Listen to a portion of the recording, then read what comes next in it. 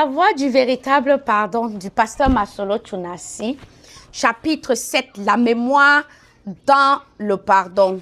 Nous avons déjà vu le grand 1 qui disait que le pardon accompagné de la mémoire de l'offense, mais avec la douleur, ce n'est pas le pardon. Et nous sommes maintenant au grand 2 qui dit le pardon accompagné de la mémoire de la douleur, mais sans la douleur.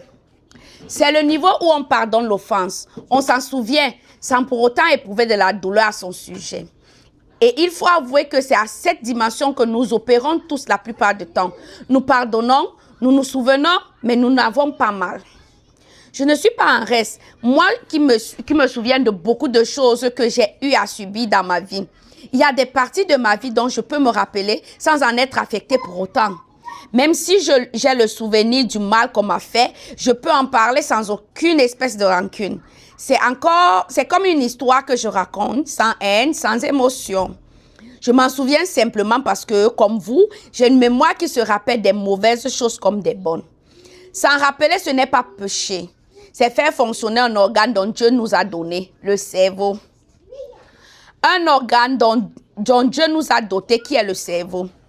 Un chrétien est aussi doté d'un cerveau qui est le centre stratégique des circuits de la mémoire.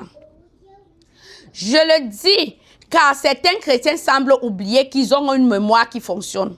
Prenons l'exemple de Joseph qui s'est rappelé des torts que lui avaient causé ses frères. Néanmoins, il n'avait aucun ressentiment à leur endroit.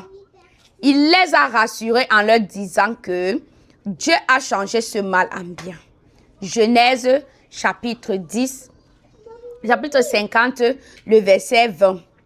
Les prénoms donnés à ses enfants le prouvent. Manassé veut dire « Dieu m'a fait oublier toute ma peine et toute la famille de mon père ». Et Ephraïm signifie « Dieu m'a rendu fécond dans le pays de mon affliction ». Genèse chapitre 41, le verset 51 et 52. Même Jésus-Christ de Nazareth, après sa résurrection, a présenté les marques des clous, car il se souvenait qu'il avait été crucifié. Il se souvenait également que Pierre avait régné. Il n'avait pas perdu la mémoire. C'est pourquoi il est venu guérir Pierre en donnant cet ordre précis à son sujet. Allez dire à mes disciples, et y compris à Pierre, que je les précède en Galilée. Marc chapitre 16, le verset 7. Nous souvenir du mal subi et ne pas en souffrir n'est pas un péché, mais la preuve que nous avons une mémoire. En revanche, c'est seulement quand le souvenir de l'offense est accompagné de la haine, de ressentiment et de colère qu'il y a absence de pardon.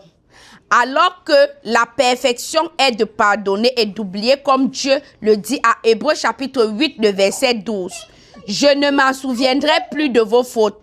Dans Luc chapitre 24, le verset 38 à 40, Jésus leur dit, « Pourquoi êtes-vous troublés et pourquoi pareille pensée s'élève-t-elle dans vos cœurs? Voyez mes mains et mes pieds. C'est bien moi. Touchez-moi et voyez. Un esprit n'a ni chair ni os, comme vous voyez que j'ai. » En disant cela, il leur montra ses mains et ses pieds. Jésus se souvenait qu'il avait été abandonné et crucifié. Ces stigmates lui rappelaient ce qu'il avait subi. Cependant, se rappeler n'est pas un péché. Jésus le crucifié n'est pas un vengeur.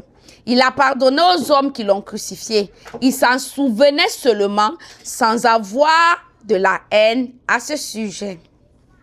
Se rappeler ne veut pas dire qu'on n'a pas pardonné. On peut simplement s'en rappeler sans amertume. C'est une dimension du pardon selon Dieu. Une autre de ces dimensions est le pardon accompagné de l'oubli total de l'offense. Grand 3, le pardon accompagné de l'oubli total de l'offense. On pardonne, on oublie et on n'a pas mal. C'est un pardon divin. C'est Dieu qui opère à ce niveau-là. La Bible dit, ne te souviens pas de tes... Je ne me souviens pas de tes fautes. En fait, la Bible dit dans Psaume 25, le verset 7, ne te souviens pas de mes fautes, des fautes de ma jeunesse, ni de mes transgressions. Souviens-toi de moi, selon ta miséricorde, à cause de ta bonté, ô Éternel. Psaume 27, le verset 7.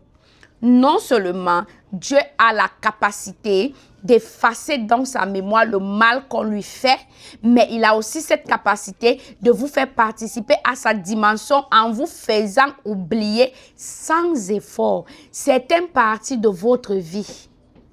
Ainsi, vous n'arrivez plus à vous souvenir du mal subi. Ce qui est exceptionnel, car la plupart du temps, nous nous souvenons, mais nous n'avons pas mal. Si Dieu enlève le mal en guérissant parfaitement le cœur brisé, qu'en est-il de la confiance et de la place qui lui est réservée à l'égard de notre offenseur?